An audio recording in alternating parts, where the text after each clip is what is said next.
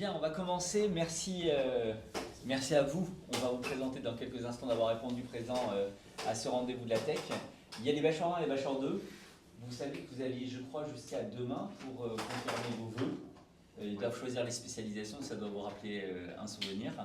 Et donc dans le choix de ces spécialisations, il est important aussi d'avoir des retours par rapport à des parcours de professionnels et voir quelques parcours qui peuvent être inspirants et qui peuvent vous dire concrètement quelles sont les orientations.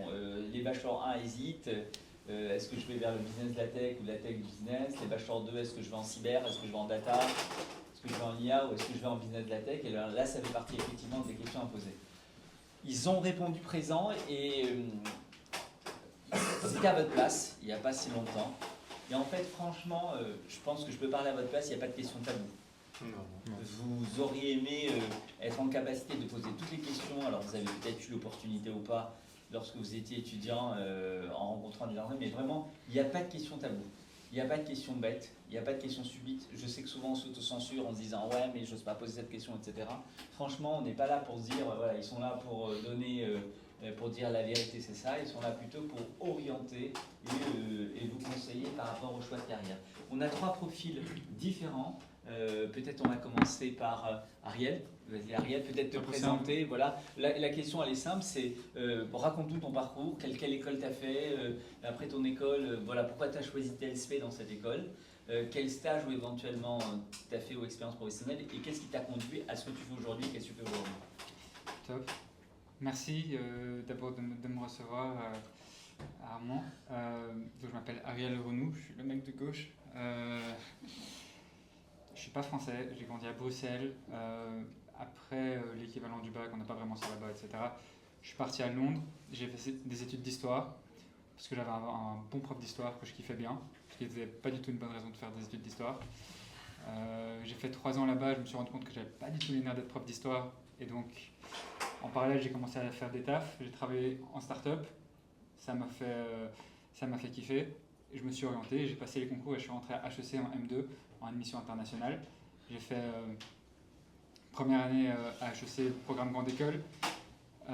J'étais plus ou moins dans les derniers de la classe, donc je me suis retrouvé avec la spécialisation la plus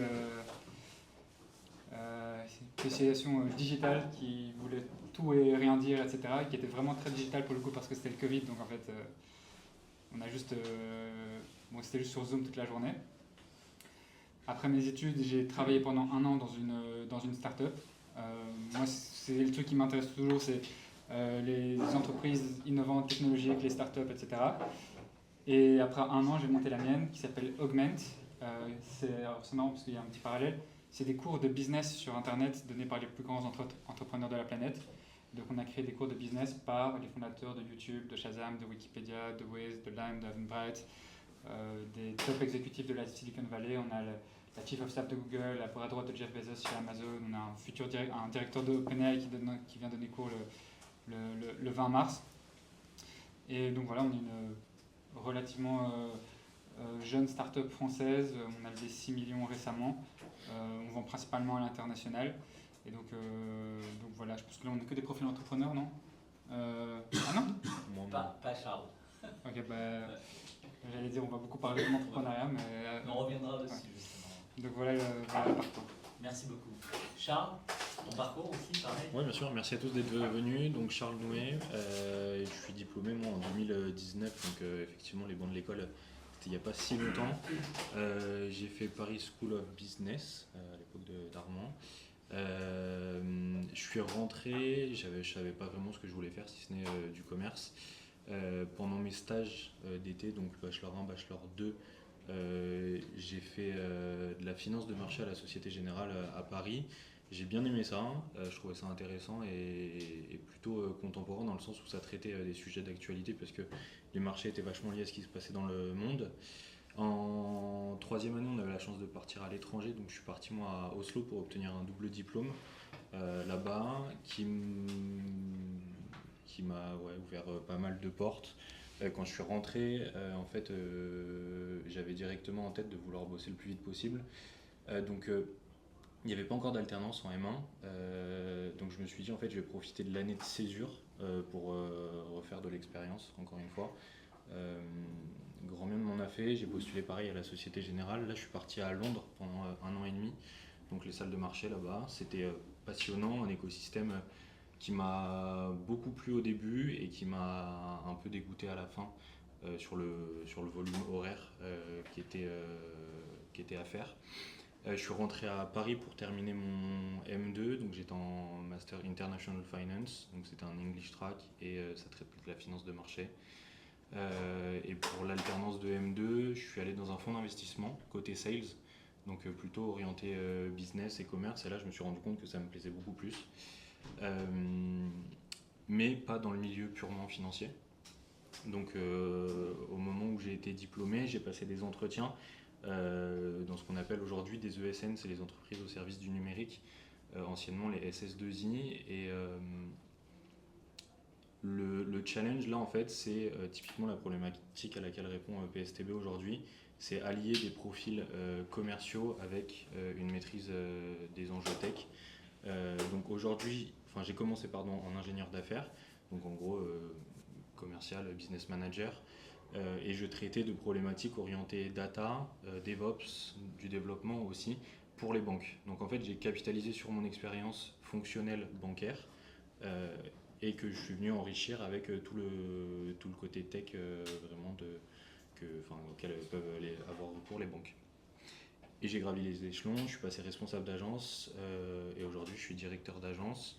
Et j'ai en gros une soixantaine de collaborateurs sous moi et une équipe commerciale dans une ESN française. Size Up Consulting, exactement. Dessus, justement. Okay. Un troisième parcours intéressant aussi, Antoine. Donc, salut, bonjour tout le monde. Moi j'ai fait la même école, PSB, je l'ai terminée en 2015, il y a 10 ans maintenant. En gros, je suis rentré du coup quand j'avais 17 ans, après le bac. En fait, moi, j'ai fait toute ma scolarité là-bas. J'ai fait mes 3 années avant de faire le master où je me suis spécialisé en digital. Dans les premières années, c'était un peu global avec comme une école de commerce où il y a des cours à la fois marketing, com et tout ça. Ça, c'est les trucs qui me plaisaient bien. Et puis tous les trucs un peu compta et tout ça, qui me plaisait un peu moins. Du coup, je m'étais pas mal investi dans les premières années dans les assos, notamment les assos qui faisaient de la vidéo. Du coup, en 2e année, je suis devenu président de l'association Média. C'est un peu ça. Enfin, à l'époque, c'était l'association qui faisait tous les. Je sais pas si c'est peut-être eux qui filment en ce moment aujourd'hui, mais c'est peut-être vous, je sais pas. Donc en gros, je faisais. Je passais pas mal de temps. Je dédiais pas mal de temps aux assos. C'est un peu ce qui me motivait beaucoup dans l'école. Enfin, je remarquais que tout ce qui était cours finance et tout ça, c'était moins mon délire, mais voilà, j'ai fait ça. Ensuite, en 3e année, je suis parti à l'étranger aux États-Unis, 1 an très cool. Et quand je suis revenu, je me suis spécialisé, j'ai fait l'aspect digital business à l'époque. Je crois qu'aujourd'hui, elle a énormément grossi à PSB. Il doit y avoir 4 ou 5 classes, je crois que ça doit être la première maintenant. À l'époque, quand je l'ai faite, on était une seule classe, parce que c'était un peu nouveau à l'époque, cette spé. C'était un peu une spé où on a appris à faire plein de trucs, toutes les compétences dont on pourrait avoir besoin dans cet univers. Ça allait du SEO, du code, je sais pas, plein de connaissances de culture générale sur ça. Et en gros, pendant ce master, j'ai commencé à monter ma boîte qui s'appelle Pure et Maison. Ça fait 10 ans que je l'ai maintenant, 10-12 ans, parce que je l'ai montée avant d'être diplômé. Et je l'ai monté avec des gens que j'avais du coup rencontrés dans les assos. En gros, ce parcours un peu asso m'a fait rencontrer aujourd'hui mes 2 associés. En gros, comme je faisais de la vidéo, j'étais un peu identifié comme le gars qui fait de la vidéo dans l'école. On m'a dit, tiens, tu devrais rencontrer Paul. Paul, c'est le gars qui fait des sites dans l'école. Si vous vous mettez à 2, vous allez pouvoir faire des sites et des vidéos, donc vous allez pouvoir peut-être créer une petite agence. En gros, les gens nous disaient un peu ça. C'est ce qu'on a fait. En fait, on s'est un peu regroupé avec une autre personne qui s'appelait Mika, qui lui faisait aussi de la prod. Et en gros, on a monté Pure et Maison pendant qu'on était en études. Et l'idée, c'était un peu... en vrai, on était en alternance. Moi, j'étais aux Galeries Lafayette à l'époque pour mon alternance de dernière année. Et l'idée, c'était juste de se dire, on a des compétences, on sait faire des vidéos, on sait faire un peu des sites, on sait faire un peu de graphisme. Montons une petite agence. On l'a appelée Pure et Maison au début, c'était plus une blague. parce que le nom nous paraissait un peu ridicule au début, mais ça nous faisait rire. Mais finalement, 10 ans après, on l'a gardé. C'était assez mémorable. Enfin, les gens aimaient bien, ils ont dit bah, vas-y, gardez-le le nom. Donc voilà, on a monté Pure et Maison et du coup, bah, l'agence a évolué. Enfin, à l'époque, on vendait ce qu'on savait faire, en vrai, ce qu'on avait appris en cours. Enfin, je sais pas, on apprenait à faire du SEO en cours et on se retrouvait à le vendre à des clients. Je sais pas, je me souviens de rendez-vous où on se retrouvait à expliquer du SEO, du SEO d'étudiants honnêtement, à des entreprises qui connaissaient encore moins que nous, du coup, et qui étaient en mode bon, bah, vas-y, je vous filme mon SEO. Et petit à petit, bah, voilà, on vendait des sites. Franchement, je regarde les sites qu'on a fait il y a 10 ans, bah, c'était un peu la catastrophe. On faisait des vidéos, mais ça allait parce qu'en fait, on était juste jeunes et pas chers, grosso modo. Donc, on a réussi à se vendre petit à petit, à vendre nos services. Et petit à petit, ça s'est professionnalisé. Aujourd'hui, bah, ça fait 10 ans qu'on a l'agence, donc forcément, on a grandi. On a recruté des gens. À l'époque, on faisait tout nous-mêmes. On faisait les vidéos, on faisait les sites avec toutes nos compétences. Et petit à petit, bah, on a recruté des développeurs qui sortaient d'écoles de développement. On a recruté des designers, donc c'était plus nous qui designions les choses, mais des designers qui sortaient d'école de design. Et voilà, petit à petit, on est devenu une agence un peu plus importante. Et là, ça fait 10 ans qu'on existe, on est 8. Et en gros, les profils qu'on a, c'est bah, des designers, des développeurs, des social media managers / community managers, et des gens qui font de la prod, de l'image. Voilà. Et alors, le premier client, on va commencer une question à toi. Premier client, comment ça se passe? C'est-à-dire, on se lève un matin, on se dit, bon, on va monter la boîte, ok, j'ai des copains, ils sont avec moi à l'école. On a acquis une expertise grâce à l'association étudiante, donc on sait montrer ce qu'on a déjà fait, c'est pas juste du blabla, mais on a des preuves à l'appui. Les premiers clients, comment on les chasse? Comment est-ce qu'on les convainc Alors, le premier client, c'était ma mère, en fait. Du coup, mais c'est important. Du coup, elle a eu confiance et c'est le tout premier site qu'on a fait. Elle avait une association de soutien scolaire. On a bossé pour elle. Et après, les premiers clients, en vrai, comme on était en école de commerce, du coup, et qu'on avait une agence, et que beaucoup de gens étaient, du coup, on l'a monté en 4e année, donc 4e et 5e année, tous nos potes, eux, étaient, même moi, j'étais en alternance dans une boîte, et on avait plein de potes qui étaient chez des marques. Je sais pas, je me souviens, il y avait une amie qui était chez Bourjois, le maquillage. Et elle a su qu'en interne, ils avaient une vidéo à faire, enfin une vidéo pour l'ouverture d'un nouveau magasin. Bah, forcément, moi j'ai des contacts. Donc une des premières prods vidéo qu'on a faites, c'était pour Bourgeois. Voilà. J'avais un pote qui bossait chez Apérol, boum, ça nous a donné Apérol. Et 10 ans plus tard, on bosse encore avec eux. Et en fait, c'est plein de... En vrai, ça a été bouche à oreille au début, énormément. Et le réseau étudiant dans lequel tu as évolué a contribué Ah ouais, complètement. Pour trouver les premiers clients, complètement, c'est ça qui a fait énormément. Parce que ouais, voilà, en interne on connaissait du monde, les gens savaient, c'était un peu de notoriété publique. On avait notre petite agence, qu'on pouvait faire des vidéos, des sites. Donc eux en interne, quand ils étaient dans des boîtes, ils étaient contents de dire moi je connais des gens qui te font des vidéos, ça va être pas cher. Ta carrière aujourd'hui, tu la dois en partie aussi à ton expérience dans la vie associative de l'école, c'est-à-dire c'est ce qui t'a permis de trouver progressivement ta voie. En vrai, ouais, beaucoup. C'est ce qui m'a fait rencontrer mes associés. Donc ils sont plus associés maintenant dans la boîte, ils sont partis, mais à l'époque, je les ai rencontrés via ça, via les assos. Ça m'a donné une expérience aussi, parce que Média, c'était une grosse asso, on était 130 à l'époque dans l'asso, donc forcément, c'était quand même des grosses logiques de fallait produire tous les mois des vidéos, fallait faire des photos de tous les événements, des interviews, il y avait un journal, il y avait une radio, c'était quand même beaucoup de prod à l'année.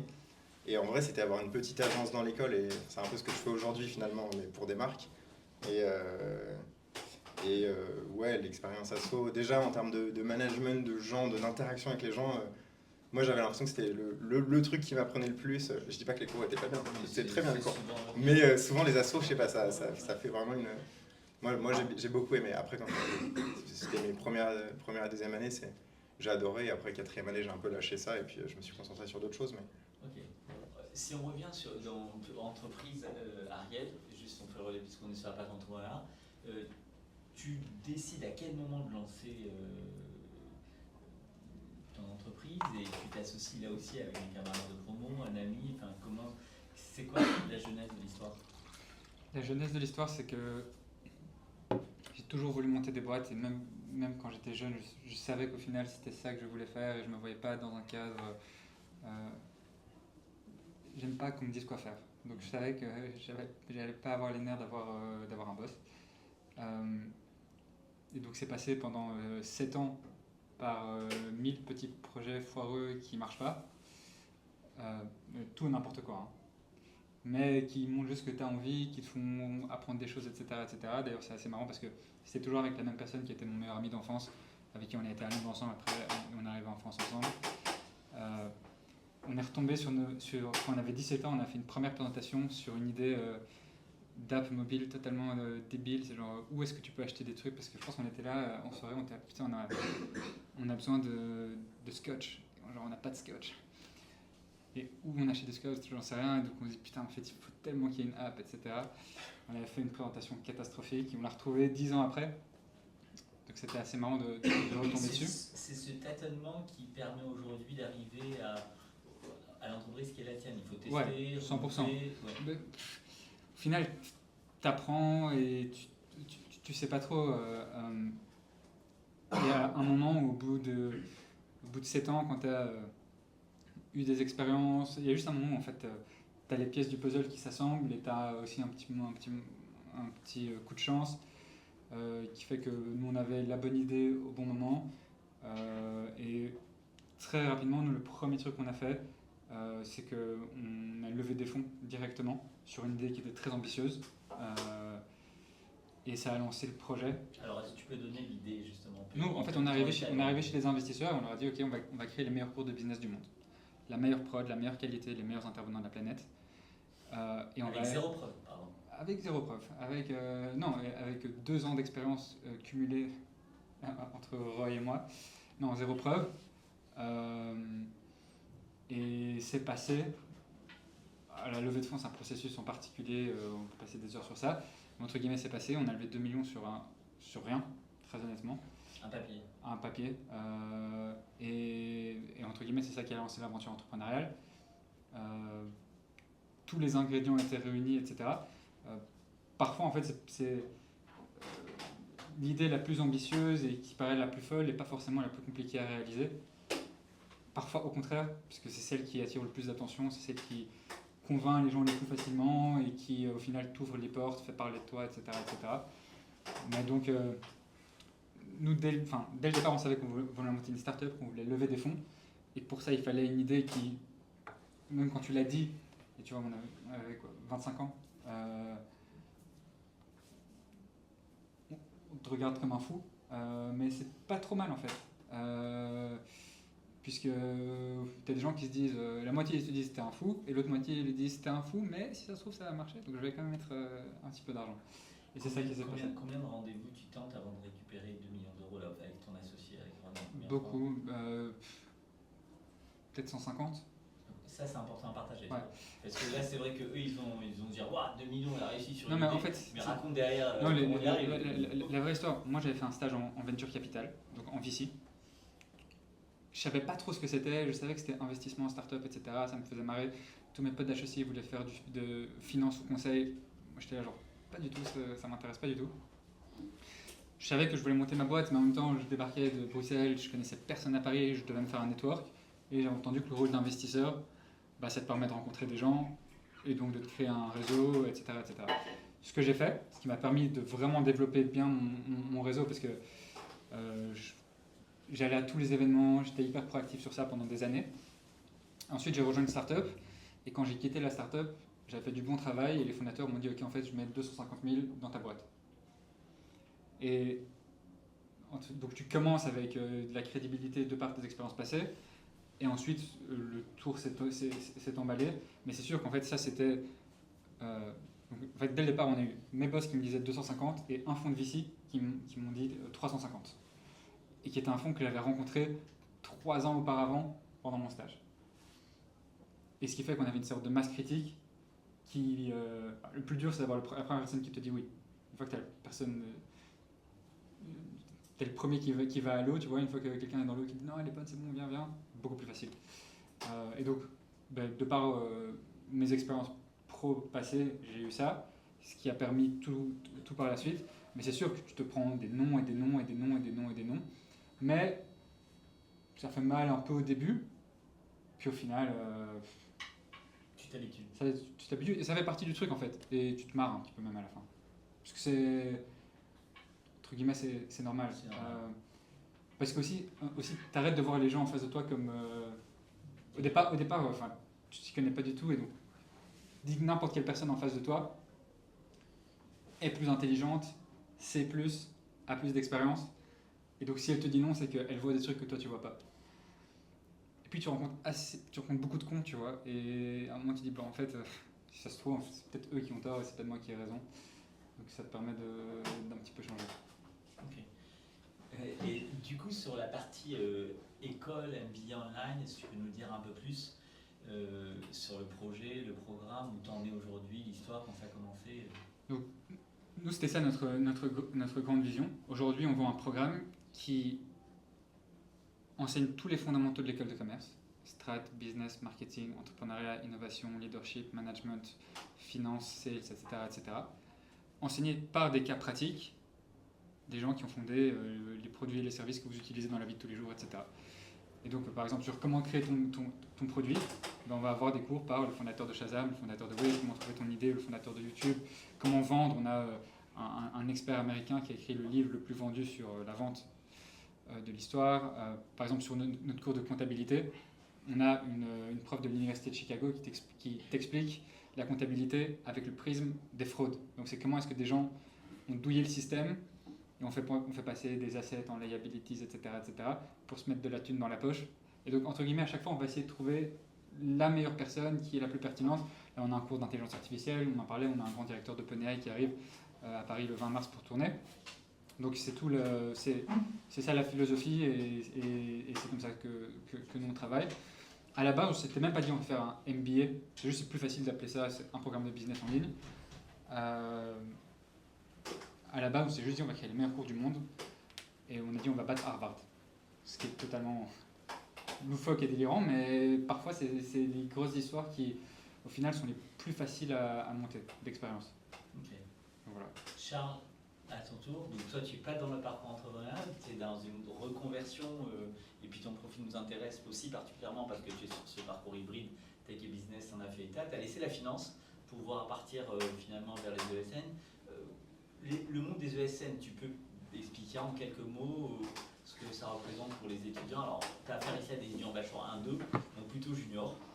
Si tu peux juste dégrossir un peu ce que c'est les ESN et comment ça pèse dans l'écosystème français. Oui, bien sûr.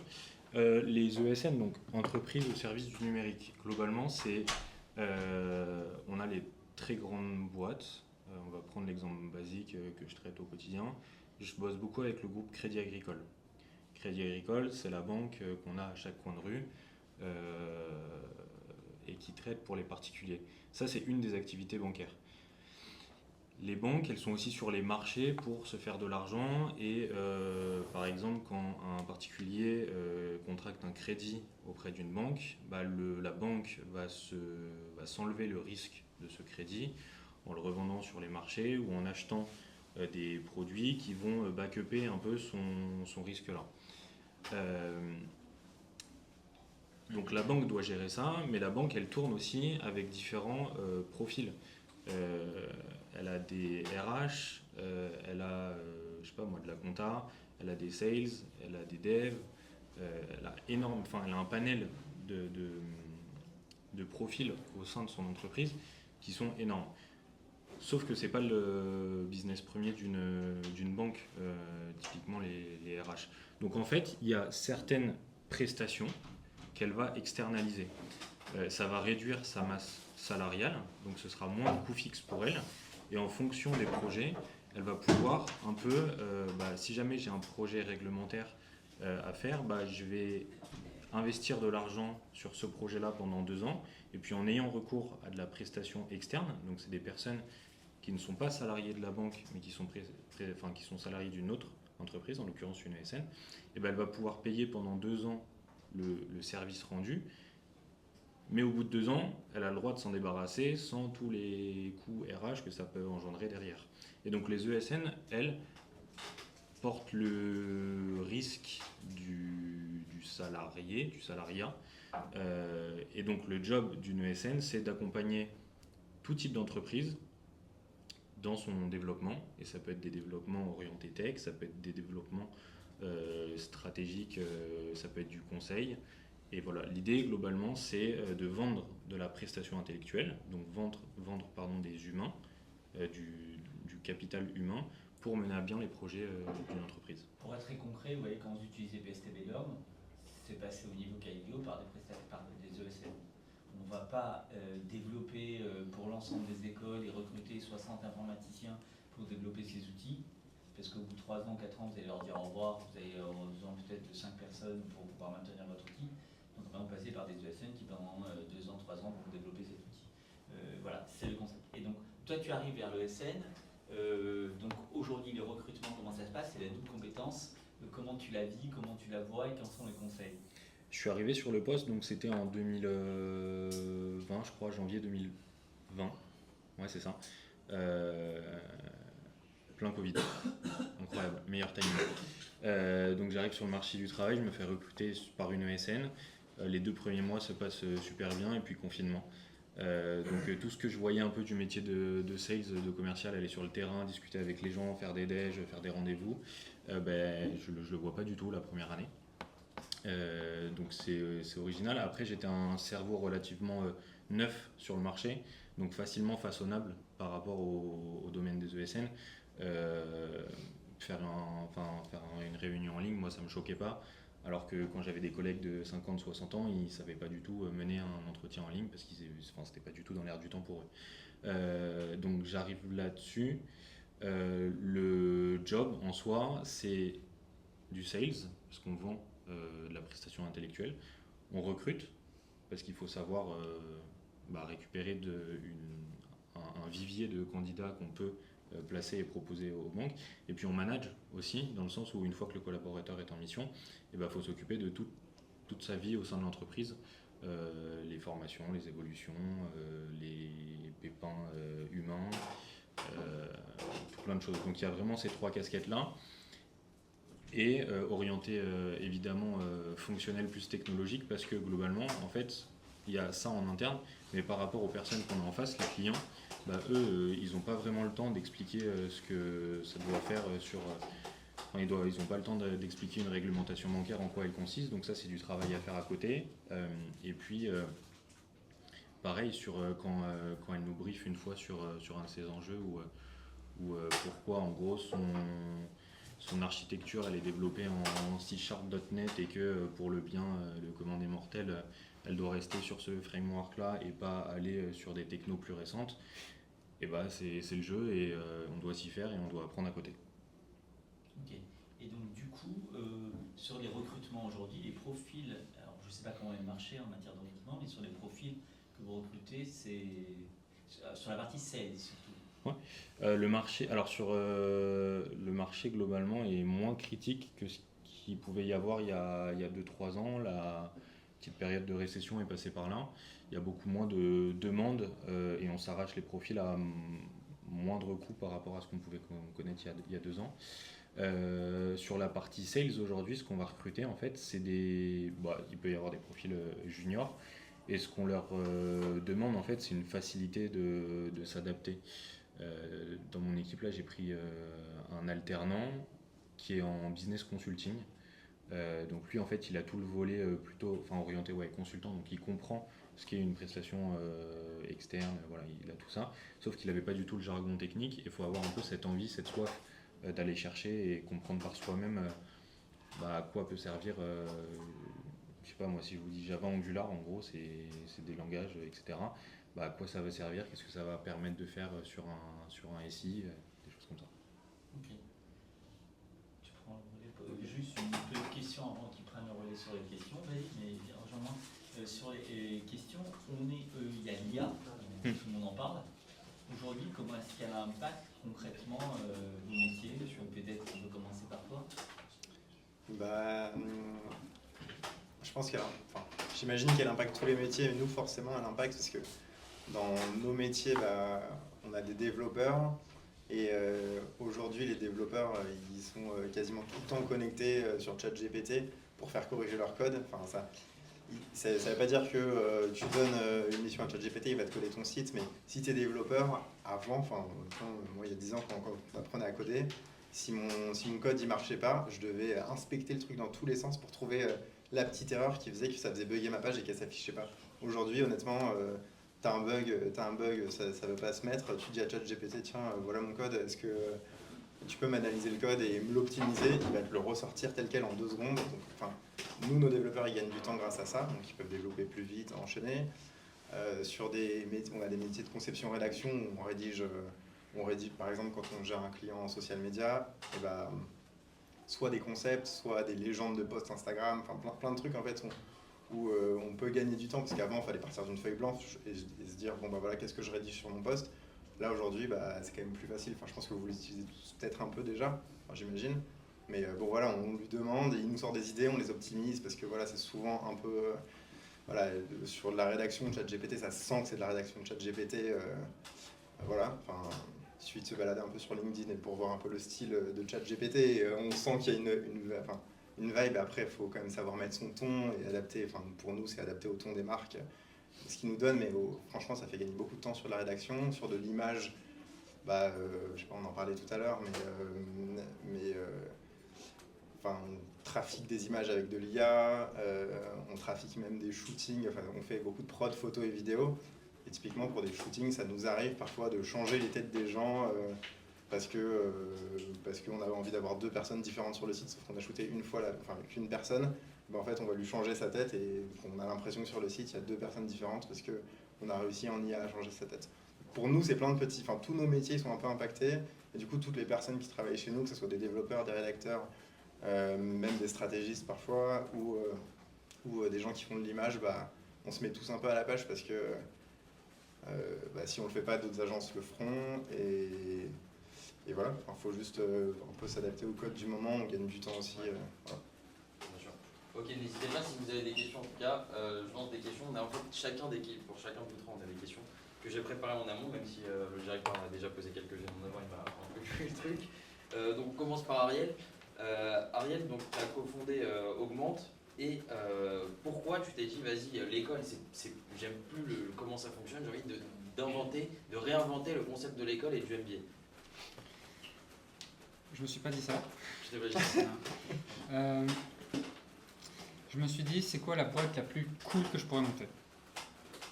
C'est quoi le truc où en fait, genre, en tant qu'entrepreneur, même que personne qui veut entreprendre dans le futur, parfois je voyais des boîtes et je me disais, putain, tellement stylé, j'aurais tellement aimé monter ce projet. Et au final, moi j'étais passionné de contenu business. Je savais aussi que coder, tous les trucs comme ça, c'était pas trop pour moi. J'étais plutôt un mec qui savait genre écrire, raconter des histoires, etc., etc. Donc ça allait plutôt être une boîte qui allait être avec du contenu. Et donc le truc, c'est comment est-ce que je fais pour faire une boîte qui ait du contenu, qui aide les gens d'une manière générale, et en plus qui me permet de rencontrer les personnes les plus inspirantes que je peux imaginer. Et c'est un peu comme ça que... Ça a découlé. Et dans ce cas-là, comment vous faites pour ça? Par exemple, nous on a des diplômes, on a des examens, etc. Comment vous savez que votre contenu il est efficace et que les étudiants ils apprennent vraiment des choses intéressantes? Même si on sait que c'est des personnes exceptionnelles, mais il y a quoi concrètement qui fait en sorte que les étudiants savent qu'ils... Comment tu sais que ton diplôme il t'apprend des trucs? Il y a un vraiment... papier, ça veut dire que même si c'est du mytho, il y a quelque chose de concret, ça veut dire vous. C'est un papier. Alors, nous, on ne délivre pas un MBA accrédité. On délivre un certificat que tu peux poster sur LinkedIn, tu peux poster sur ton CV. Le principe, c'est nous, les gens sont des adultes. La moyenne d'âge chez nous, de nos étudiants, c'est 35-40 ans. Et c'est principalement des profils techniques qui manquent cette brique business. Donc des développeurs, des designers, des architectes, des médecins, un pilote d'avion, vraiment tout et n'importe quoi. Et on traite les gens comme des adultes. Ils ont accès au contenu. S'ils le font, très bien. S'ils le font pas, c'est des adultes. S'ils veulent se barrer, ils se barrent. S'ils veulent le prendre, etc., etc. Et donc, quelque part, eux nous jugeront si est-ce qu'ils ont appris ou pas. À quel point est-ce qu'un diplôme, un papier, etc. vaut... je sais pas. Je sais pas. Mais du coup, dans ce cas-là, nous, est-ce qu'il y a des étudiants, si ça se trouve, ça va en intéresser quelques-uns, est-ce qu'on pourrait, ou bien il faut impérativement avoir terminé ses études pour pouvoir... Non, c'est ouvert à n'importe qui. Je pense que notre plus jeune a 15 ans. Ouais. Du coup, ça vise quel public? Est-ce que c'est plus des profils pour des gens qui veulent monter leur entreprise? Exactement. Ou est-ce que c'est plus des étudiants qui veulent travailler en tant que salariés? J'ai plus l'impression que c'est des gens qui veulent monter leur propre boîte, quoi. Exactement. Aujourd'hui, c'est plus ou moins ça. Nous, c'est vraiment comment est-ce que en 6 mois et à coup de 15 minutes par jour, obtenir les fondamentaux de tous les langages business. Qu'est-ce que c'est de l'EBITDA? Comment est-ce que je lis un income statement? Comment j'embauche? Comment je recrute? Comment je licencie? Comment je donne du feedback? Comment je vends? Donc c'est les frameworks et les concepts de base du business. Évidemment, c'est pas aussi robuste que ce que vous faites. Vous passez je sais pas combien d'années, etc., etc.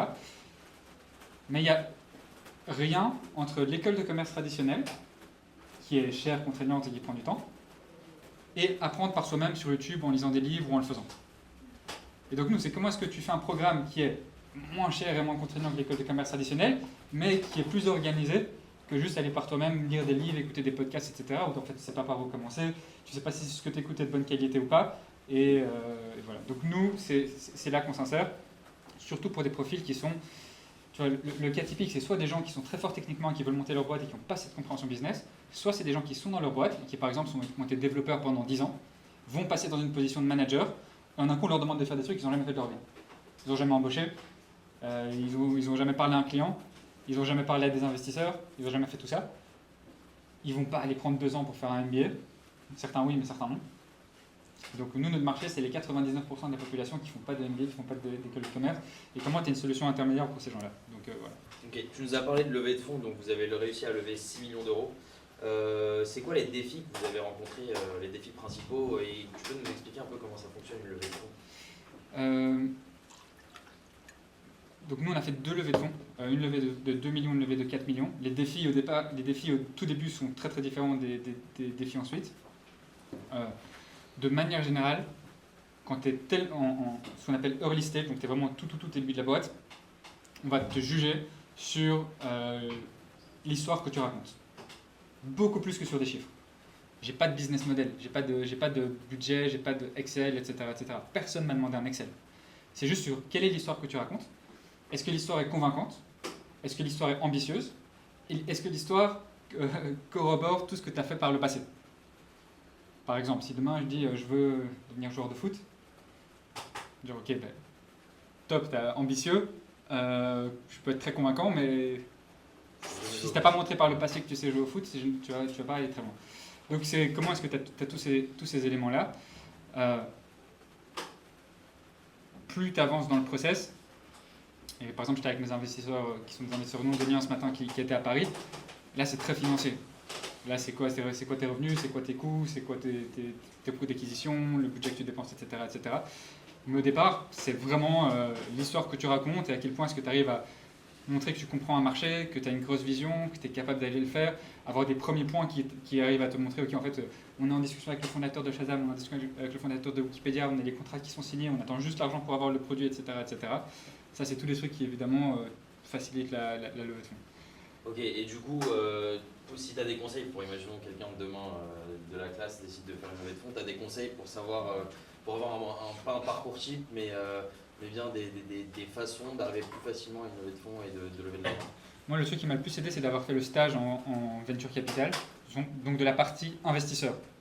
Et en fait, d'avoir été de l'autre côté de la partie investisseur, tu vois, c'est comme si pendant un semestre, tu es prof, et après tu repasses étudiant, et tu es là genre, ok, en fait, je sais exactement ce que la personne dans son examen, elle va me demander, et je sais exactement c'est quoi le truc qu'il veut répondre, etc., etc.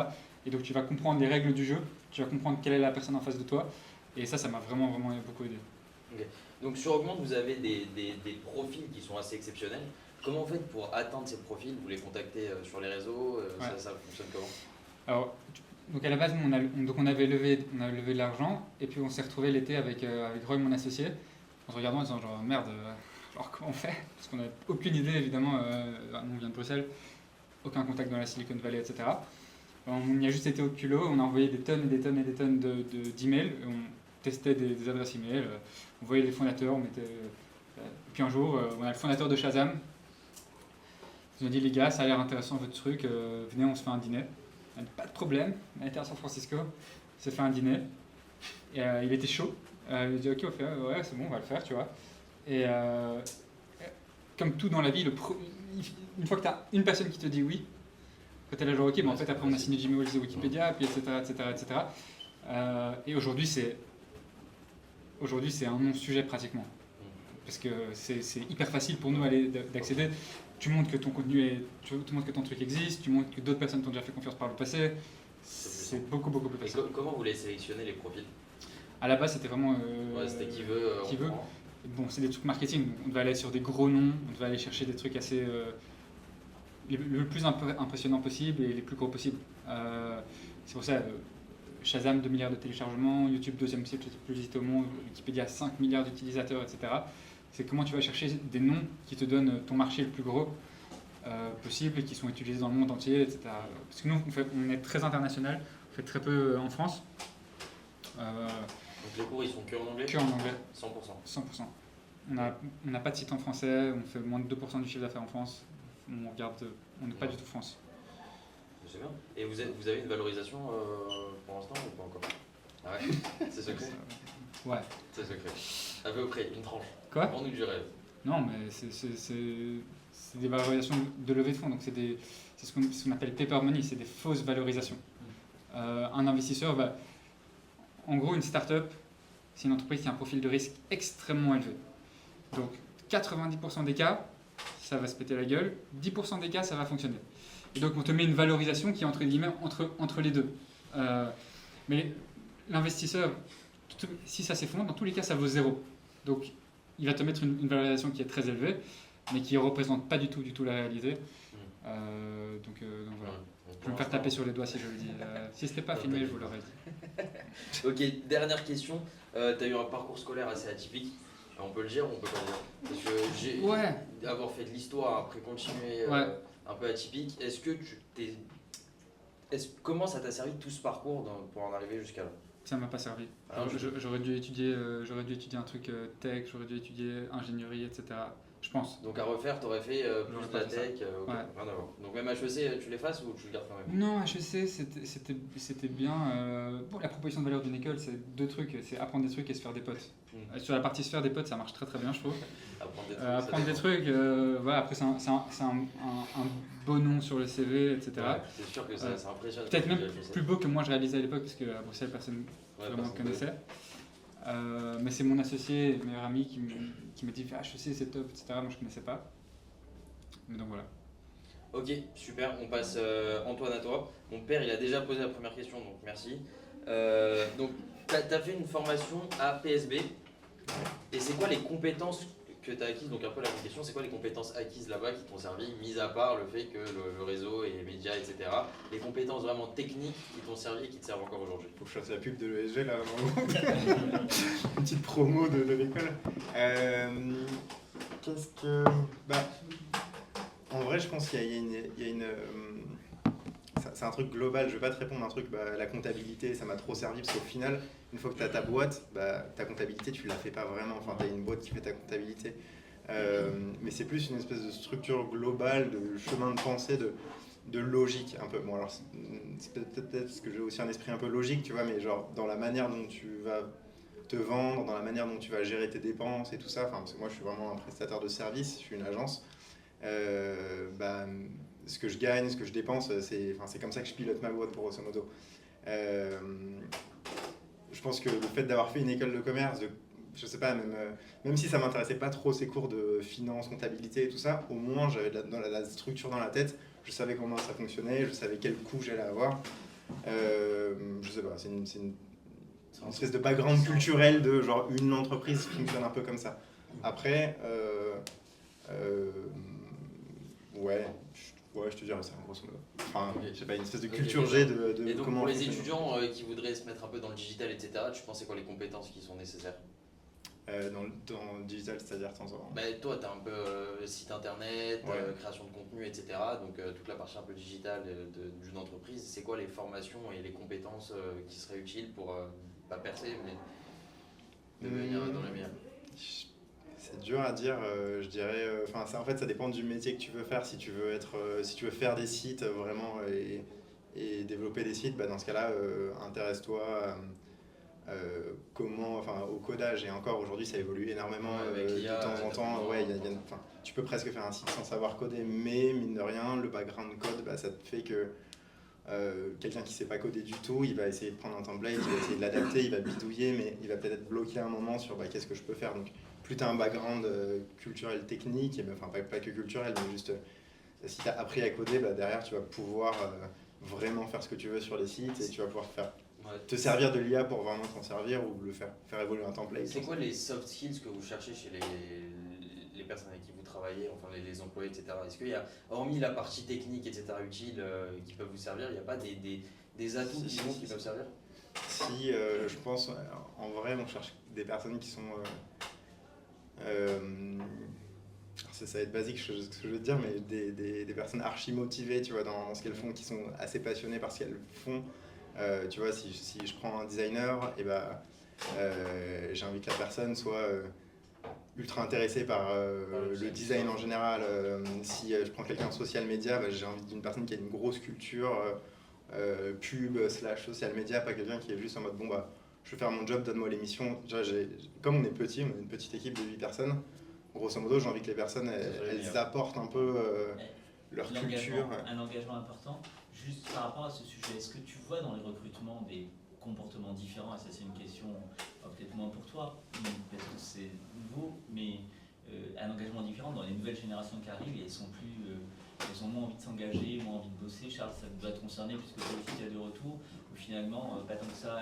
Bah, c'est un gros sujet, c'est marrant parce on en parle, j'en parle parfois avec des potes. Enfin, là j'ai 32 ans et c'est un sujet qui revient beaucoup. Il y a plein de mes potes qui me disent non mais les nouvelles générations quand je les engage elles font rien. Enfin, il y a un peu ce débat. Alors moi je suis pas trop d'accord honnêtement. Je pense que les nouvelles générations elles se laissent moins faire honnêtement sur des trucs où à l'époque, je sais pas, il y a 10 ans j'ai l'impression que je sais pas, rester jusqu'à 22h au taf c'était ok. Enfin, moi du coup je suis trop pas dans une culture d'entreprise comme ça. On est dans un truc où on respecte énormément le cadre de travail. Enfin, on essaie de faire en sorte que l'environnement soit hyper épanouissant et que du coup on les force pas à faire plus, à faire des horaires. Enfin, s'ils sont payés pour 35 heures, moi j'ai envie qu'ils fassent 35 heures, pas qu'ils fassent 45 heures. Ça et n'a que... pas d'impact sur la rentabilité Voilà. de la boîte? Bah non, parce qu'au final ils sont motivés. En fait, moi je préfère avoir quelqu'un qui va bosser 35 heures et qui est hyper motivé et qui a investi dans la boîte et qui croit en truc, enfin, qui a vraiment une cohésion d'équipe. Donc, une différence d'attitude, mais qui ne pénalise pas ton organe. Non, parce qu'en fait on n'est pas dans une culture où on les flique, tu vois. Je pense que c'est justement ça.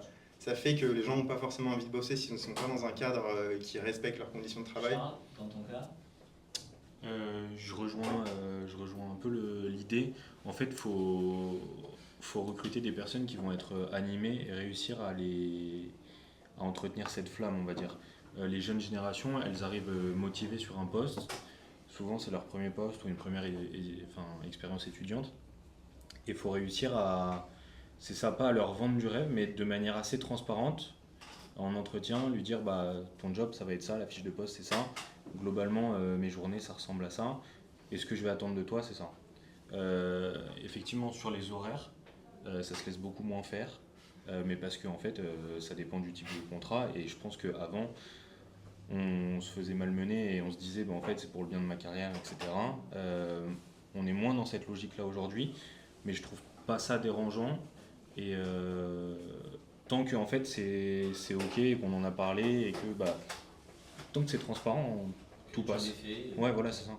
Donc ça impacte pas la renta, mais ça garde les équipes motivées et pareil, tant qu'il y a cette petite flamme qui permet d'être animé par le job, mais quand tu vas recruter quelqu'un, si tu vois quelqu'un qui va être engagé, plus servile, voilà, et qui va vouloir bosser jusqu'à 22h s'il le faut, tu vas privilégier ce profil.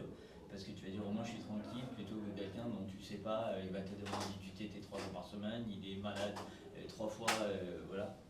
Alors c'est filmé, je peux pas tout dire. Ouais. On peut bloquer. Moi je réponds pour lui, évidemment. Mais... évidemment. Non. Bloc 30 secondes, ils seront plus à l'aise. Non mais c'est même pas... Non mais c'est sûr, évidemment. Peut-être ça dépend, enfin je suis d'accord, quand on a une personne qui veut s'investir parce qu'elle est consciente que c'est ça qui va la faire progresser et que bah, s'il faut un jour elle va rester jusqu'à 22h ou 21h et elle va pas rechigner. Et moi c'est ok, si jamais le lendemain il a besoin d'arriver à 10h, bah, pas de souci, t'as fait tes heures hier soir, dors un peu plus ce matin et tu viens et En fait, c'est de la bonne intelligence, on est passé par là. Et évidemment que par contre, quand j'ai 2 alternants, il y en a un qui part à 17h, son pipe commercial il est à 0, et j'en ai un qui reste à 19h et que son pipe commercial il est un peu plus animé, bah, je me dis que l'investissement, alors il est peut-être pas sur le volume horaire parce que sur un même laps de temps, bah, je pense que le même travail peut être fait, mais ouais, c'est une question d'investissement. Forcément, tu vas plus évoluer dans la boîte, je pense, si tu t'investis, mais après t'investir, faut mettre quand même des limites, et je pense que c'est bien que la nouvelle génération, ils arrivent et qu'ils en mettent, ça remet des cadres un peu, enfin, ouais, il y a un cadre pour le travail, donc c'est bien d'avoir ça. Après, je pense qu'il faut savoir être un peu flex, c'est-à-dire que si quelqu'un arrive et va râler au moindre truc, genre, imagine tu as une énorme presse demain et que la personne, c'est mort, moi je reste pas après 17h, et qu'elle se barre, et qu'à chaque fois elle fait ça, il n'y a aucune flexibilité, alors que tu peux derrière lui re-rendre, lui dire bon bah si tu bosses jusqu'à 22h, demain matin tu bosses pas, j'en sais rien. Enfin, si tu donnes, enfin pour moi, en tout cas nous de notre côté, j'ai l'impression que c'est aussi pareil chez toi, c'est si tu donnes, je pense que l'entreprise te le rendra. Je pense que ça dépend aussi de combien il y a de jeunes qui souhaitent bosser dans le secteur dans lequel tu évolues. Tu vois, il y a des secteurs dans lesquels la communication, il y a beaucoup de jeunes formés, donc naturellement, c'est les entreprises qui sont en rapport de force. Il y a d'autres secteurs sur lesquels, tu vois, l'informatique notamment, Ouais. quand il y a des tensions, le rapport de force, il est en faveur des... Ouais, ça dépend. Ouais. Antoine, dernière question. Donc vous, chez vous, à Pure Maison, vous êtes spécialisé un peu dans le branding. Donc vous créez vraiment une image de marque pour une société. C'est quoi le secret pour qu'une marque, une entreprise, elle fonctionne bien et qu'elle soit un peu plus visible grâce à vous? Parce que déjà, j'ai vu votre site internet, il est très très beau. Merci. Donc franchement, vous avez du bon niveau. Merci. Bah, Bon, vraiment, ceux qui veulent aller voir un beau site internet, vous pouvez aller voir celui de Pure Maison, il est vraiment très stylé. c'est gentil, merci. Ce qui... Nous, on s'occupe beaucoup de l'image de marque. En gros, le branding, c'est un peu... l'identité de marque, c'est un peu genre, le gros service qui chapeaute tous les autres. C'est-à-dire qu'un client qui vient nous voir pour je sais pas, pour son site web, on fonce pas tête baissée en disant bah tiens on te fait ton site web, voilà. Souvent on remonte d'un cran et en fait on essaye toujours de les amener à est-ce que ton branding il est cool, et on couvre pas tout le panel des activités digitales qui va faire qu'une boîte va se développer. Par exemple, dans notre ADN on fait pas trop de pub. Enfin, les ads c'est pas un truc sur lequel on est spécialisé. Il y en a qui sont vraiment à fond sponsorisation, Meta Ads, TikTok Ads et tout ça.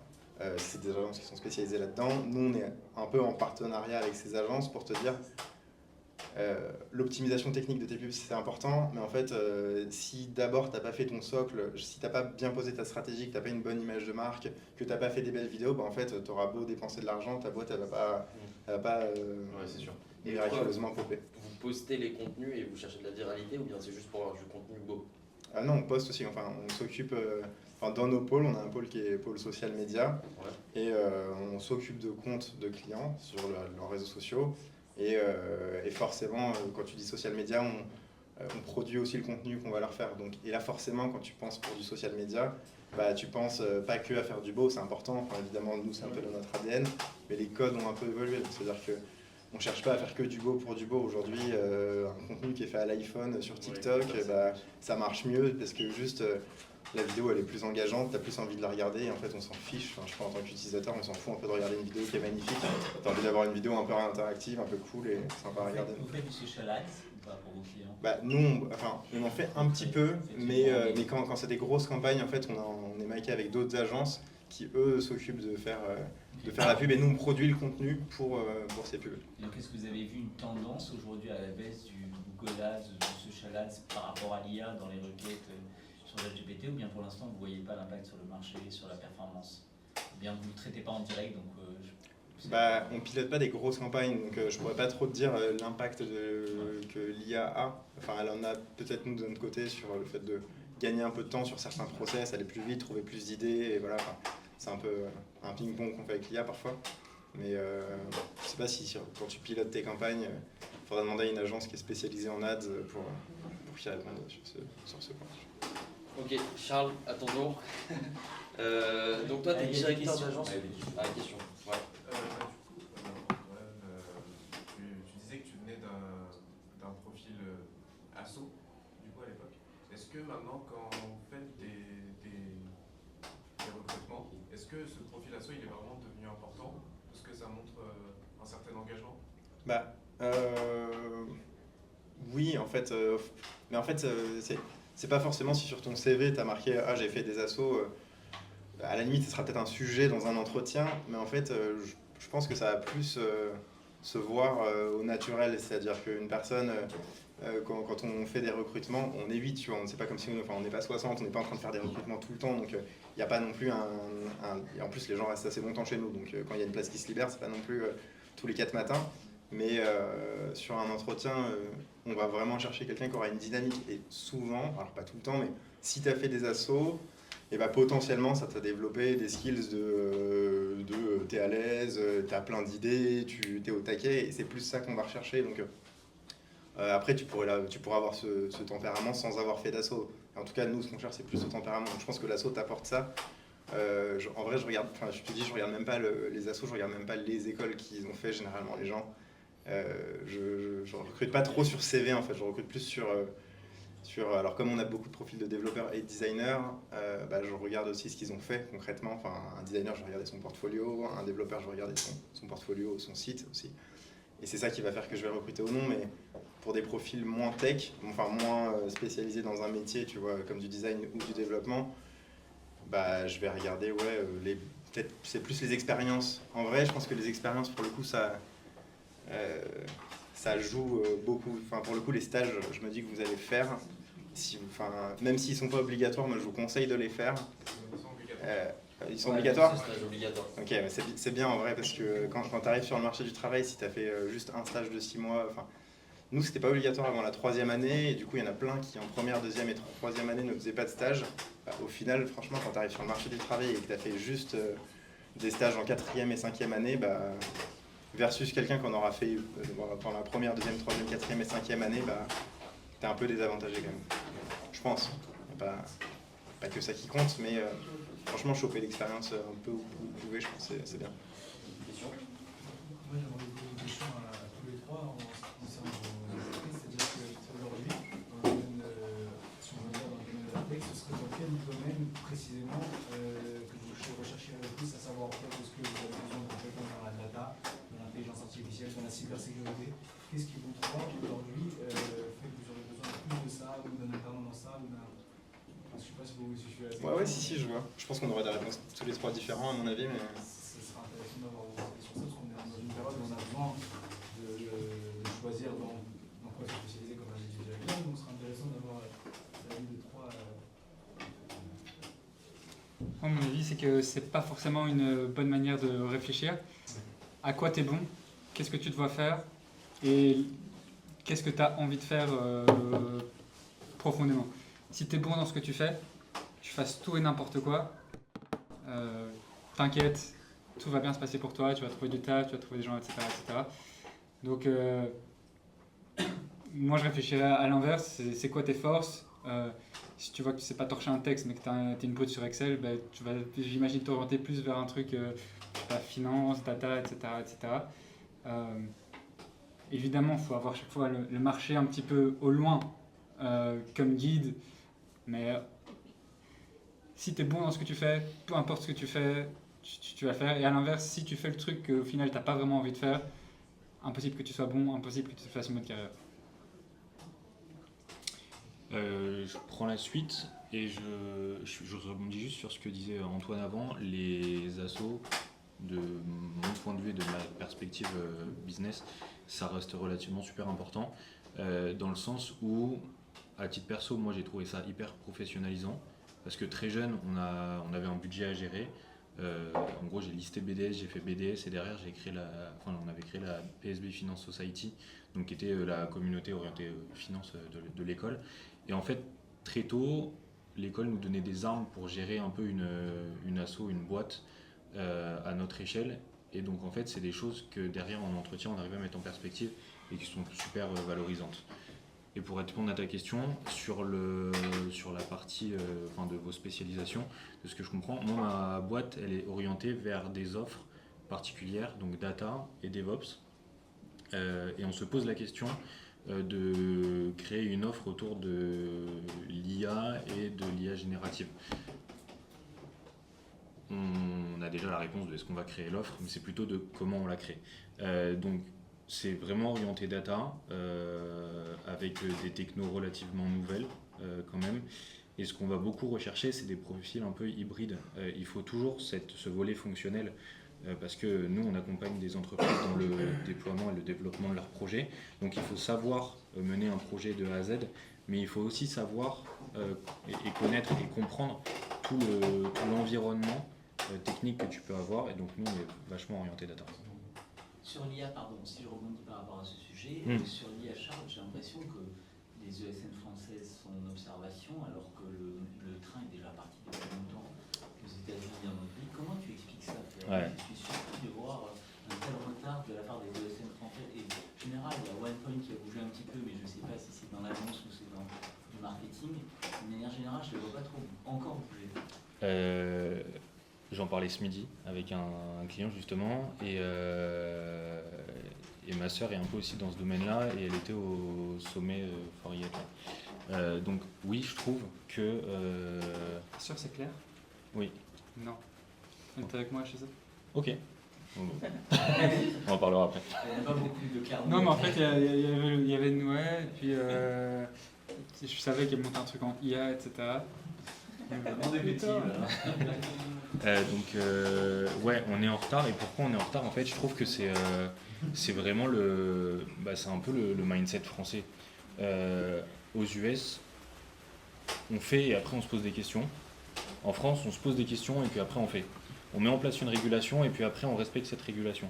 Donc on n'est vraiment pas du tout dans le même mindset de développement sur l'IA. Et c'est dommage parce qu'on a la Chine qui explose, on a OpenAI, enfin aux US pareil ça explose, et c'est un peu dommage qu'on n'ait pas une petite pépite française qui puisse éclore là-dessus. Vous avez senti des demandes de clients, par exemple, ça? Alors nous, les clients qu'on a, c'est quand même des gros mastodontes, donc ils mettent du temps à bouger sur ces sujets-là, et souvent ils sont un peu aussi dans l'attentisme, on regarde faire le voisin, on regarde faire les concurrents, qu'est-ce qu'ils font, et puis on va faire un peu comme eux, on va s'adapter, on va libérer un peu de budget. Sur l'IA, en fait, on est obligé de l'utiliser, et l'utilisation qu'en font les entreprises, c'est plutôt via les solutions proposées par les outils déjà en place. Donc typiquement avec Microsoft, où on va avoir Copilot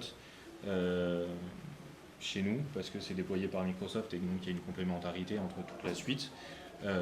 Et ça passe souvent via ça. Je sais que BPI, pareil, utilise, mais ils ont fait une IA maison développée avec... j'ai peur de dire des bêtises. BPI? Ouais. Je pense avec Mistral. Mistral, ouais, c'est possible. C'est les Français. Ouais, c'est ça. Donc ouais, malheureusement, on est un peu dans un mindset franco-français, là où on gagnerait à être un peu plus américain, à faire et puis voir après. Ok, alors vous avez d'autres questions ou pas? J'ai une question pour Antoine et Charles et une question pour Ariel. Ouais, parce que je vais pouvoir filer bientôt. Tu as dit que la plupart de tes clients, c'est pas des Français du tout. Ouais. Comment tu as fait pour faire connaître à l'étranger? Tu fais de la pub. Tu fais de la pub sur les réseaux. Tu sélectionnes la case États-Unis au lieu de France. Non mais je réponds ça en blague, mais le fond de la question est hyper intéressant. C'est qu'aujourd'hui, tu peux 100% décider de monter une boîte ici à Paris et d'avoir des clients partout dans le monde. De la même manière qu'aujourd'hui, tu peux apprendre tout et n'importe quoi sur Internet. Aujourd'hui, tu peux monter une boîte et aller taper dans l'international et être basé ici à Paris. Avoir des clients internationaux et être basé ici à Paris, le champ des possibles n'a jamais été aussi gros. Ça n'a jamais été aussi simple de même faire semblant de parler très bien anglais en utilisant tous les outils d'intelligence artificielle. Donc c'est assez fou, mais c'est comme ça. Nous, on recrute évidemment beaucoup de... On a brésiliens, américains, allemands, etc. dans l'équipe. Logique, enfin c'est très international. Combien de salariés, pardon? On est une grosse dizaine, 10-15. Sur Paris ou bien Sur Paris. Sur Paris, avant on avait une équipe aussi, on a 4 personnes aux US, mais on a coupé, trop cher. Donc beaucoup trop de galères. Donc voilà, je dois filer, mais petit point, j'avais pas réagi sur le truc, les nouvelles générations qui travaillent qui fixent plus de barrières, qui travaillent peut-être un petit peu moins bien. Moi j'ai des... je sais pas, vous avez quel âge? Tu vois, moi, j'ai un mec qui est rentré en stage chez moi il y a 2 ans, tout début de la boîte. Et l'histoire marrante, c'est qu'en fait, on avait une offre de stage, on n'était encore rien, on a posté l'offre de stage, il y a un mec qui a postulé, bon, finalement on l'a pris. Aujourd'hui, c'est le mec qui gère toute notre stratégie ads, etc. Il gère un budget de pratiquement 2 millions par an, à lui tout seul. Et quand il est rentré, il avait 22 ans, aujourd'hui il en a 24. Et il gère des prestats dans le monde entier et tout. Vous êtes aussi une génération qui ont une facilité d'apprentissage, d'aller chercher de l'info, d'aller se renseigner par eux-mêmes, qui vous donne un vrai avantage compétitif par rapport à tous les autres. Et moi, si je suis vous, sur au moins les 10 premières années de la carrière, je réfléchis pas équilibre de vie, lifestyle, balance, etc. etc. Non, mais c'est vrai. Toi, tu veux qu'il se saigne? Non. Mais pas de balance. Votre carrière, en fait, la trajectoire, elle est déterminée par la manière dont partent vos premières années. Ouais, C'est ok d'être à fond dans son job, c'est ok d'avoir envie de travailler à fond, c'est ok d'être investi. Et au final, moi je peux le dire, mais entre un mec qui n'est pas investi et un mec qui est investi, il n'y a même pas une question. Parce que de toute manière, tout ce qu'on va vous demander, alors je sais que ce n'est pas forcément la philosophie de l'école, mais en général, tout ce qu'on va vous demander, vous ne savez pas comment le faire, et ça va être hyper spécifique à l'entreprise dans laquelle vous allez rejoindre. Donc il y a une partie talent qui est très minime, et il y a une autre partie, c'est à quel point est-ce que tu prends ton cerveau et tu te butes sur un problème jusqu'à ce que tu trouves la solution. Il n'y a pas tellement de raccourcis sur ce truc-là, tu vois, à part le nombre de temps que tu passes et l'intensité, à quel point tu as envie de t'investir. Et c'est sûr qu'en fait, entre la personne qui, dans les premières années de sa carrière, va passer 5 ans à finir à 20h, finir à 21h, entre guillemets, ça va. C'est une question de quel est le prix que tu payes, tu vois. Et c'est vrai, tu sacrifies un petit peu de ta vie privée, un petit peu de verre avec des potes, etc. pour avoir des trajectoires de carrière qui sont totalement différentes que si tu étais resté sur le petit truc. Donc voilà. Et entre guillemets, c'est une opportunité même pour vous, tu vois, de se dire en fait tous les gens autour de moi ils sont un petit peu lazy, etc. Donc moi je vais me donner à fond et en fait ça va être hyper facile de sortir du lot, etc. Merci beaucoup, Harry. Alors, on peut applaudir.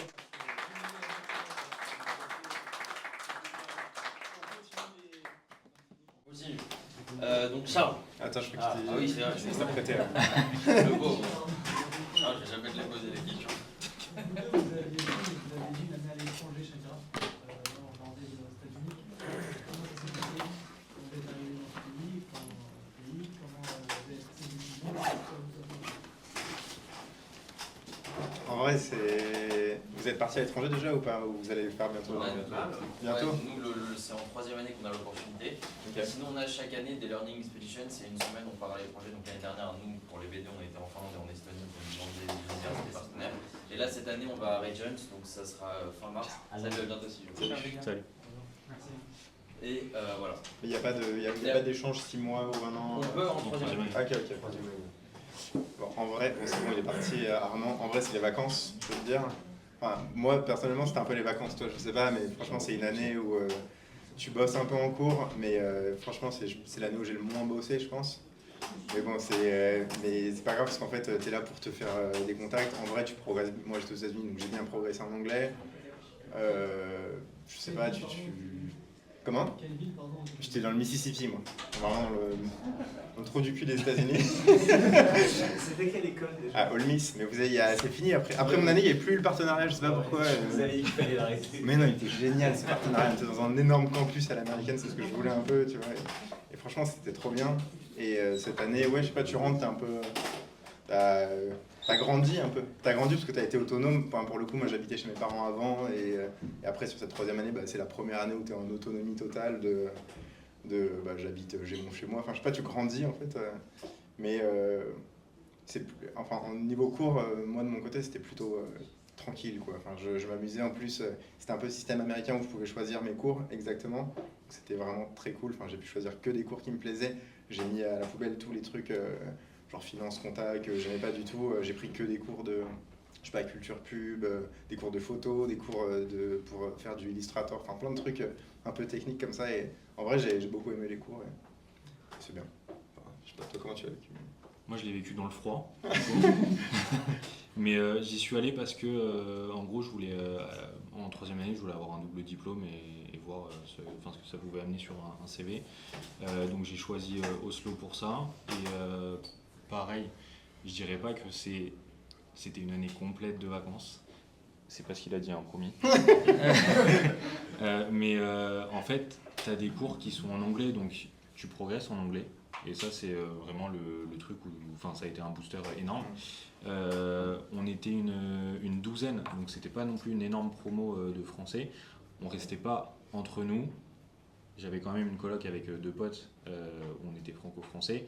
Mais après, on découvrait le pays, on travaillait, on avait des travaux de groupe avec d'autres internationaux. Je suis resté en contact avec certains et vraiment, année incroyable. Je vous conseille et je vous recommande les études à l'étranger. T'emmagasines énormément d'expériences de vie, entre guillemets. T'en apprends sur toi, t'en apprends sur un pays que tu connais pas parce que j'étais jamais allé à Oslo avant. Maintenant, j'y vais peut-être tous les 2 ans parce que vraiment j'ai kiffé. Et en revenant, j'ai tellement kiffé que je m'étais dit l'année de césure, je la ferai à l'étranger parce que j'ai envie de revivre cette expérience un peu seul, bosser dans une ville que je connais pas, en ayant un peu la sécurité à un moment, je sais que je reviendrai à Paris revoir mes potes, etc. Mais voilà, pendant un an, tu fais une petite parenthèse et tu écris ton histoire et tu te kiffes. Ok, autre question? C'est bon, ok. Tu dois gérer des équipes au quotidien, j'imagine, puisque tu es directeur d'agence chez Size Up Consulting. Il y a pas mal de mecs qui sont dans la partie technique. Comment on fait pour devenir un bon manager et pour gérer des équipes, même si on sait que les informaticiens ils sont un peu têtus derrière leur ordinateur, puisqu'on a un peu ce profil. Comment on fait pour gérer des profils qui sont un peu différents d'une autre et bien gérer une équipe? Déjà, je ferai écho là, un truc, on parlait de LinkedIn, un peu le bullshit, etc. En France, on devient manager par promotion et pas parce qu'on est un bon manager. Donc, faut faire vachement attention à ça. On voit le management comme une consécration, etc. Aujourd'hui, si je change de taf, je pense que je m'en passerai. Vraiment, gérer des humains et gérer un gros volume d'humains, c'est tu te réveilles un matin et il y a un mec qui a un rhume et il va pas en mission. Il y en a un qui a décidé de pas se lever et Tu perds un peu. voilà. Tu maîtrises pas l'humain et en gros c'est le seul risque de notre métier parce que le matin tu sais pas ce que tu vas avoir comme problème et tu sais que tu vas devoir faire de l'humain parce que tu vas devoir gérer des problèmes, négocier, faire des concessions, ou parfois recadrer, et ça c'est la partie un peu plus relou. Donc devenir un bon manager, en fait, c'est, je pense, souvent faire preuve un peu d'empathie pour comprendre. Moi, j'avais énormément de mal avec ça. Profil très finance, moi c'est A ou B, tu vas pas dans tous les sens. Faire preuve d'empathie, j'ai dû beaucoup bosser là-dessus. Comprendre tes équipes et puis savoir rester ferme quand il le faut. Quand t'en as un qui met jamais du sien pour avancer sur les missions, pour se développer, pour suivre des formations, etc. Parfois, il faut taper un peu du poing sur la table. On est accompagné par des RH pour respecter le cadre légal. Mais je dirais faire preuve d'empathie et puis aussi réussir à être un peu leader et inspirant parce que le meilleur exemple, c'est toi qui le montres. Et puis si jamais tu arrives à avoir cette aura, les gens ils vont te suivre un peu plus, ils vont te croire, je dis pas que j'ai énormément d'aura, attention, mais ils vont avoir tendance à plus te suivre, etc. Ok. Autre question, donc le consulting, comment vous accompagnez vraiment les entreprises dans leur développement digital? Donc tu m'as dit que c'était du DevOps et de la data. Donc c'est comment vous faites chez SizeUp pour les aider? C'est quoi le processus?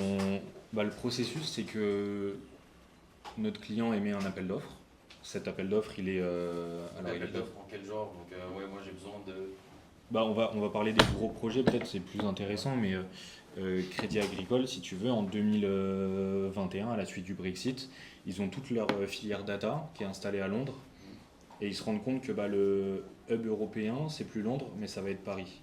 Donc il faut faire tout ce transfert-là, à la fois technique, mais aussi humain, de bouger ses compétences de Londres vers Paris.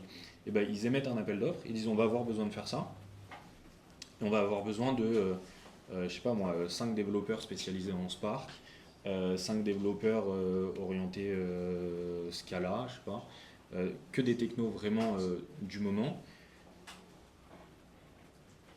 Et l'idée, c'est de répondre, tu lis l'appel d'offres et tu réponds, nous, on va mettre ça en place, on va vous déployer ça, on a suffisamment de consultants, on l'a déjà fait ailleurs, on a des références, on peut vous mettre en contact avec des clients chez qui on l'a déjà fait. Tu le défends en soutenance, tu négocies avec les achats après le budget global que tu vas allouer à ça, et puis tu le déploies, tu le mets en place, et c'est des projets qui durent 3-5 ans. Là, ça a commencé en 2022 et c'est encore en cours. Vos concurrents directs, c'est qui? Parce qu'en DevOps et en data, il y en a beaucoup ou pas? Parce que je sais que les ESN, c'est assez varié. Mais... Ouais, nos concurrents directs, en vrai, des ESN spécialisés, il y en a, mais beaucoup sont quand même généralistes. Ouais. Les plus gros, on citait OnePoint, il y a Capgemini, il y a Soprasteria, j'étais chez CGI moi avant. Il y en a énormément, Acodis. Ouais. Comment on fait pour vous démarquer alors? Ça, c'est une bonne question. Comment on se démarque? En tant que marque, c'est par rapport au contrat que tu as pu gagner. On parlait de site internet, on parlait de référencement, mais c'est la meilleure publicité. Le portfolio, en vrai, voilà, on a fait ça, on sait le faire. Et demandez-leur, on l'a fait très bien. Donc ça, c'est la meilleure pub, et c'est comme ça qu'on va se démarquer. Après, il y a aussi beaucoup le côté humain et relationnel. On est sur un métier de sales, donc c'est beaucoup de fit avec le client. Le rassurer, comprendre son besoin, pas le prendre pour un con, pas dire oui pour oui, mais savoir mesurer quand il le faut. Donc il y a, je dirais aussi beaucoup de relationnel pour faire la différence aujourd'hui. C'est combien de collaborateurs chez SalesUp aujourd'hui? Au global, on est 200 et j'en ai 60. 200 que sur Paris ou sur la France? Principalement sur Paris, je pense qu'on est 190 et puis 10 après en France. Ok, comment vous faites pour sélectionner les profils tech? Parce que sûrement que parmi nous, il y en aura qui vont finir exclusivement dans la tech. Des bons développeurs, etc. Vous les trouvez comment? Et comment vous faites pour sélectionner un développeur par rapport à un autre? Pareil, bonne question. Il y en a de plus en plus et c'est une bonne chose parce que on va avoir de plus en plus de spécialisation dans la tech, je pense, avec plein de technos sur lesquels il faudra se spécialiser après. Aujourd'hui, je lis du CV. Je lis les écoles, je lis les expériences à côté des centres d'intérêt. C'est important. Souvent, en fait, ça vient déjà donner une première idée du profil qu'on peut avoir. Parce que chez nous, on a un turnover qui est quand même beaucoup plus important. Et on est sans cesse en train de recruter parce qu'on a des projets qui arrivent et il faut staffer. Donc après, ça va être l'expérience, le domaine fonctionnel. Si jamais j'ai un besoin pour la finance et que le mec a soit déjà eu des expériences en finance, soit il est passionné par ça, ça va aider parce qu'il va comprendre le domaine fonctionnel. Donc il y a en fait cette double compétence, elle est super importante. Plus après, ça va être la partie relou, mais passer des coding games et montrer ce qu'on vaut techniquement. Passer un coding game aujourd'hui, c'est vu comme une tannée sur le marché parce que ça prend 1 heure. C'est super chronophage dans le sens où les gens ils en passent au fur et à mesure. Et ils vont en avoir marre d'en refaire, mais en fait, le coding game, ça va être une base pour la discussion et comprendre le profil, la réflexion de la personne en face. Ok, donc vous utilisez un peu, vous voyez un peu sur GitHub et tout, les profils, donc il y a une vraie recherche. Vous, les consultants, c'est des mecs en interne ou bien vous pouvez aller chercher des profils un peu partout? On favorise le recrutement, donc des internes. Ouais. Et après, parfois, sur des technos qui sont relativement niches, on a appel à des freelances. Okay. Ouais. Je crois qu'il y avait 2 questions. Ouais. Comme vous voulez, il y en a 2. Il était avant, je crois. Excusez-moi. Ouais. Ok. Du coup, vous avez dit que vous avez travaillé dans les marchés financiers à Londres, 1 an et demi, je crois. Et que c'était les heures de travail qui vous ont dégoûté. C'est quoi à peu près votre tranche d'horaire là-bas? Quand on est jugé en finance, on fait ce qu'on appelle le pre-market et le post-market. Ouais. Donc ça ouvre les marchés à 9h, ça ferme à 17h. Sauf que ça, c'est les volumes où ça trade. Et avant, faut préparer. Et après, il faut faire tout ce qui s'est passé dans la journée. Donc les grosses journées, j'arrivais au bureau, il était 6h30 et je repartais, il était 22h. Et c'était bien payé ou... C'était un VIE, donc il n'y avait pas d'impôt. Et c'était bien payé. C'est quoi bien payé? Tu peux nous dire ou... En vrai, c'est public. Hein. Non, mais c'est public. Les VIE, en fait, tous les salaires sont sur Internet. Si vous voulez faire des VIE, vous avez la grille. Ça dépend du pays. Donc, si vous allez en Afghanistan, il y a une prime de risque, vous gagnez 10 000 € par mois. Si vous allez à Londres, je crois que c'est de l'ordre de 3500 net d'impôt. Donc c'est bien. Pour débuter, c'est pas mal. Ouais, Pour débuter, c'est sympa. J'avais mon studio dans Londres, j'allais au taf à pied, enfin, c'était sympa. Ouais. Ok, autre question, Zaki? Une question qui est côté développement. Ça répondait. Attends, Ouais, ça ok. Est-ce que vous ressentez une sorte de crainte via le monde du DevOps, tout ce qui est développement, parce qu'on sait que tout ce qui est data, je sais que vous faites de la data parce que je viens d'aller sur votre site, mais tout ce qui est développement, est-ce que vous ressentez cet oubli en fait? Parce que moi personnellement j'avais recherché une alternance en développement et on m'avait dit que c'était overbooké, que même les entreprises elles avaient du mal avec ce monde-là. Est-ce que c'est vrai ou est-ce que c'est faux? C'est quoi les technos que tu visais? Moi j'étais en BTS SEO et on m'avait dit que le SISR il était overbooké, donc qu'il y avait plus de place pour les Alors, recherches CSR, d'alternance. c'est réseau, administration système. Ouais, effectivement. En fait, aujourd'hui, ce marché-là, il est saturé par. Il y a eu beaucoup de ce qu'on appelait des techniciens avant, des techniciens service d'aide, des techniciens de proximité, etc. Ils ont voulu évoluer et en fait, leur compétence à eux, elle était vachement orientée système et réseau. Et donc, le développement qu'ils ont eu, ça allait vers de l'admin système et réseau. Et effectivement, en fait, il y a toute cette population qui n'est pas encore à la retraite, qui est sur le marché. Et ils ont des compétences que les jeunes n'auront pas. Et je pense que quand on est jeune, on a plutôt intérêt à aller vers des technos futurs plutôt que aller vers ce qui se faisait avant. Je ne sais pas si le COBOL ça vous parle typiquement, mais oubliez ça, quoi. Et dans les technos futurs, tu penses auxquels justement Celles qui sont connues aujourd'hui, on a Python de base avec tout ce qui se fait à côté, PySpark, etc. Pardon ? L'IA en fait partie. Ouais, mais après, faut développer dans l'IA. Donc, il y a tout ce qui est machine learning, LLM, etc. MLOps, enfin, il y a plein de choses. Mais aller plutôt vers ces spécialités qui vont servir à l'avenir et pas rester sur des technos anciennes et un peu archaïques. Ok, comment on fait pour le monde comme ça de la tech, il est un peu compliqué dans le sens où il faut toujours se mettre à jour. Et les développeurs, à chaque fois, il y a des nouvelles choses à apprendre. Comment on fait pour toujours garder cette curiosité et toujours se mettre à jour? Enfin, comment ils font les développeurs du monde? Benchmarker en vrai tout le temps ce qui se fait sur le marché. Évoluer aussi avec son temps. Il ne faut pas rechigner. Je pense que quand on est dev, il ne faut pas rechigner à aller apprendre une nouvelle techno et se dire je vais me reposer sur mes acquis, parce que si on se repose sur ses acquis, on va rater un virage, on va rater un tournant et notre profil il va être beaucoup moins bankable pour la suite. Donc c'est vraiment en fait se tenir au courant, avoir envie d'apprendre et puis parfois faire confiance aux personnes qu'on peut écouter, faire confiance aux ESN. Nous on a une offre de formation qui vise à répondre un peu aux enjeux contemporains qu'on a et futurs avec les prochains sujets du moment, on va dire. Donc c'est sans cesse apprendre quand on est dev. Ok, donc ton conseil pour ceux qui veulent se mettre à fond dans le dev, etc., c'est pour le monde de demain, c'est toujours rester curieux et se mettre à jour. Ouais, et puis il y a Coursera, il y a Udemy, il y a plein de trucs aujourd'hui qui permettent de. Même la plateforme, je pense, de Ariel, Augmente, qui peut permettre ça. Je pense que si on reste dans sa case aujourd'hui, même moi, je pense que dans 20 ans, je ne ferai pas le même métier ou je ne le ferai pas de la même façon. Donc, il faut se tenir au courant avec le marché. Moi, j'ai une question à vous poser. Ariel a un peu répondu. Il avait dit si jamais c'était à refaire, il n'aurait pas fait histoire, il aurait peut-être fait plus informatique. Au regard de votre expérience et votre maturité, si vous aviez aujourd'hui 18-20 ans, vous aurez fait quoi comme formation? Vous aurez pris quoi quelle orientation? Parce que quand on a 18 ans, on ne sait pas trop ce qu'on veut faire. Et puis après, progressivement, le hasard de la vie fait qu'on arrive à affiner son projet, on fait l'entrepreneuriat et autres. Mais avec votre maturité, c'est bien un conseil.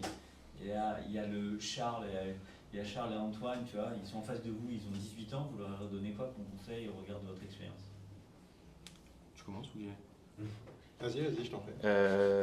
La réponse peut étonner, mais je pense que j'aurais fait exactement la même chose. J'ai pas vraiment de regrets aujourd'hui, dans le sens où à un moment de ma vie, la finance m'intéressait parce que j'aimais bien les maths, les chiffres, etc. Ça me parlait. Je trouvais que ça, comme je l'ai dit tout à l'heure, mais les marchés financiers, ça a traité des sujets un peu d'actualité. C'était vachement pareil. Le matin, on se réveillait, on savait pas trop de quoi allait être la journée. Donc ça, c'était passionnant. Après, ça fait que j'ai appris énormément pendant ce laps de temps. Et après, j'ai voulu faire autre chose. Je me suis orienté vers un métier de sales que je voulais faire. Et puis le métier de sales, il peut se faire un peu partout. Il faut choisir après le secteur d'activité, la branche et les sujets qu'on veut traiter. Et les niveaux de rémunération au niveau des sales, quand on commence avec un bac plus 5, au bout de 3 ans, au bout de 10 ans, c'est quoi? J'ai commencé, j'avais un package à 50, je crois. Et aujourd'hui, je suis plus proche, ouais, j'ai quasiment fait x2. Ça, en fait, tu vois, c'est typiquement le type de message que je fais passer aux élèves quand ils sont en terminale, en première et deuxième année. Je sais que, tu vois, à PSTB, on a le business de la tech et le tech for business. Tech for business, c'est ceux qui veulent faire d'IA, data, cyber et dans lesquels ils vont faire aussi du business. Mais j'explique aux autres qui n'ont pas envie de faire de la data et cyber, que le business de la tech, tu as des perspectives de recrutement qui sont assez importantes parce que des bons ingénieurs d'affaires et des bons développeurs dans la tech, parce qu'il faut savoir parler avec des informaticiens, c'est une véritable valeur ajoutée. Tu as un conseil à donner parce que nous, quand on leur dit ça, ils ne te croient pas, quoi.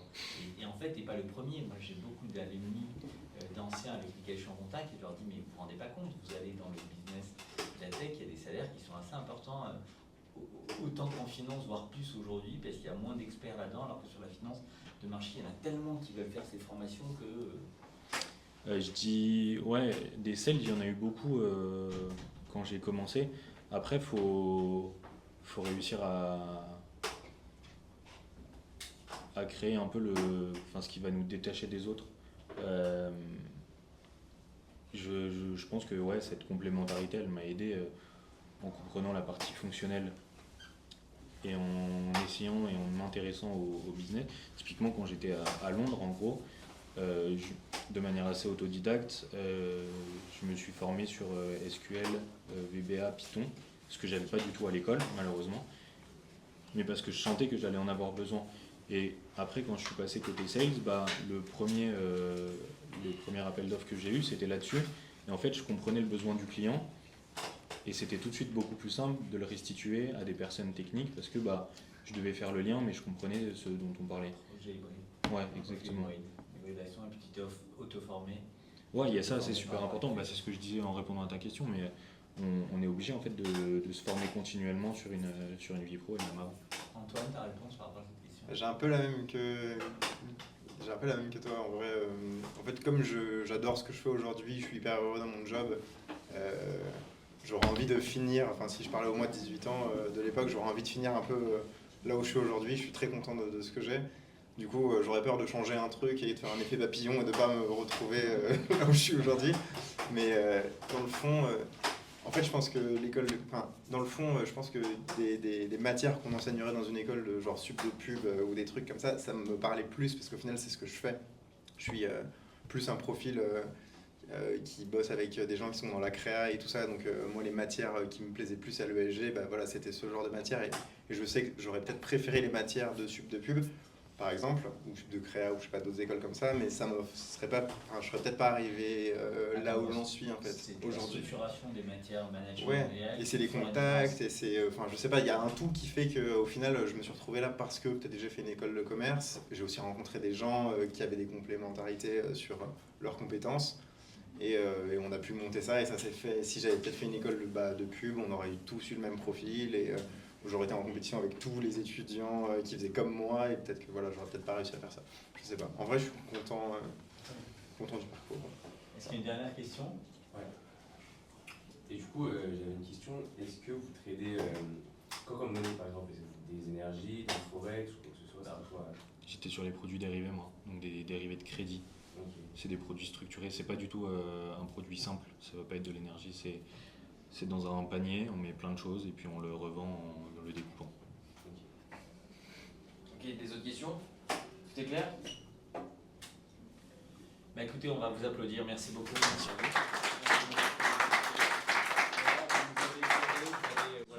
Vous avez donné un certain nombre d'informations à des jeunes qui repartent avec beaucoup plus d'idées maintenant sur ce qu'ils peuvent faire et peut-être aussi dans quelques années venir témoigner aux élèves qui seront à leur place. Merci beaucoup. Merci beaucoup. Merci.